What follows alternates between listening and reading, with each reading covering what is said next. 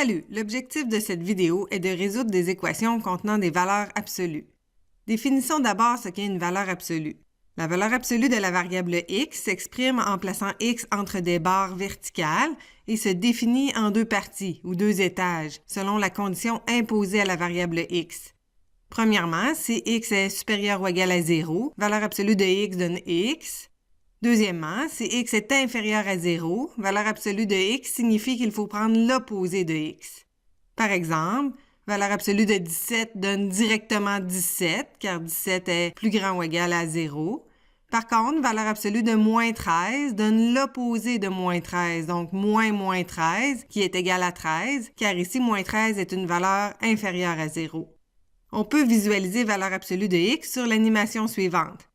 Quand x vaut une valeur inférieure à 0, c'est-à-dire sur la section en rouge de l'axe, la valeur absolue de x consiste à prendre l'opposé de la valeur négative, retournant ici une valeur positive. Par contre, quand x devient égal à 0 et ensuite supérieur à 0, sur la section en bleu, la valeur absolue consiste à prendre directement la valeur de x. Voici comment on doit procéder pour résoudre une équation contenant des valeurs absolues. Pour résoudre une équation de la forme valeur absolue de f de x qui est égale à une constante positive c, on pose les deux équations f de x égale à c et f de x égale à moins c. Les réponses seront les solutions de l'une ou l'autre de ces deux équations. Puis, pour résoudre une équation de la forme valeur absolue de f de x qui est égale à une fonction g de x, on pose f de x égale à g de x ou f de x égale à moins g de x. Il faut toujours remplacer là où les réponses dans l'équation initiale pour s'assurer que ça donne bien une équation vraie. Faisons quelques exemples sans tarder.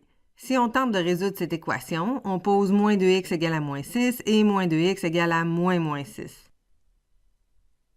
La première équation nous donne comme réponse x égale à 3 et la deuxième nous donne x égale à moins 3. Pourtant, en remplaçant ces deux valeurs dans l'équation initiale, on va constater que les deux réponses sont à rejeter. Donc, premièrement, si x est égal à 3, est-ce que valeur absolue de moins 2 fois 3 donne moins 6? Donc, on obtient valeur absolue de moins 6 égale à moins 6. Valeur absolue de moins 6 donne 6, qui n'est pas égal à moins 6. Donc, la réponse x égale à 3 sera à rejeter. Ensuite, si x vaut moins 3, donc, est-ce que valeur absolue de moins 2 fois moins 3 est égale à moins 6? On obtient ici valeur absolue de 6 du côté gauche égale à moins 6. Encore une fois, 6 n'est pas égal à moins 6. Il n'y a en fait ici aucune solution. C'est bien logique car valeur absolue de moins 2x ne donnera jamais une réponse négative.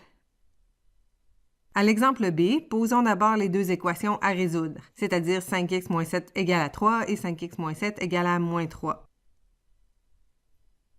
La première équation va nous donner 5x égale à 10, donc x égale à 2.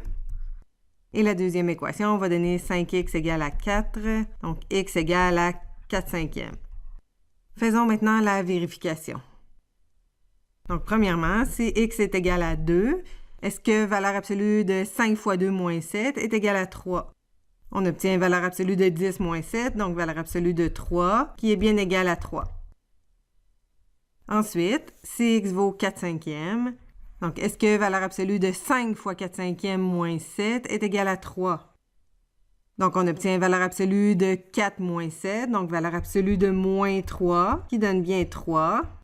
Donc, les valeurs x égale à 2 et x égale à 4 cinquièmes font partie de la solution.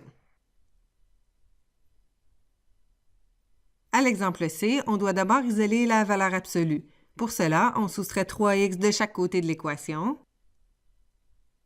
Les termes 3x du côté gauche vont se simplifier. On va avoir 2 fois la valeur absolue de x plus 6, qui est égale à 10x moins 4.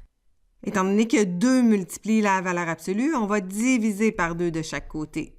Les deux se simplifient du côté gauche. On obtient valeur absolue de x plus 6 égale à 5x moins 2. On doit maintenant résoudre les deux équations suivantes.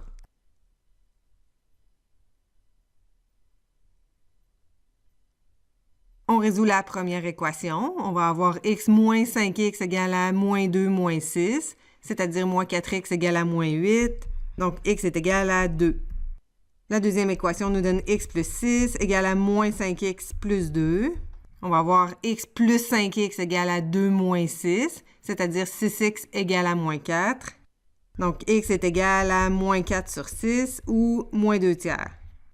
Ici, il ne nous resterait qu'à effectuer la vérification. Je vous laisse le faire par vous-même. On constaterait que la valeur x égale à moins 2 tiers est à rejeter. La solution serait donc x égale à 2. En résumé, vous avez appris dans cette capsule vidéo ce qu'est une valeur absolue. Vous avez appris la méthode permettant de résoudre une équation contenant des valeurs absolues, puis avez vu quelques exemples. Je souhaite vous avoir appris quelque chose. Merci et à bientôt.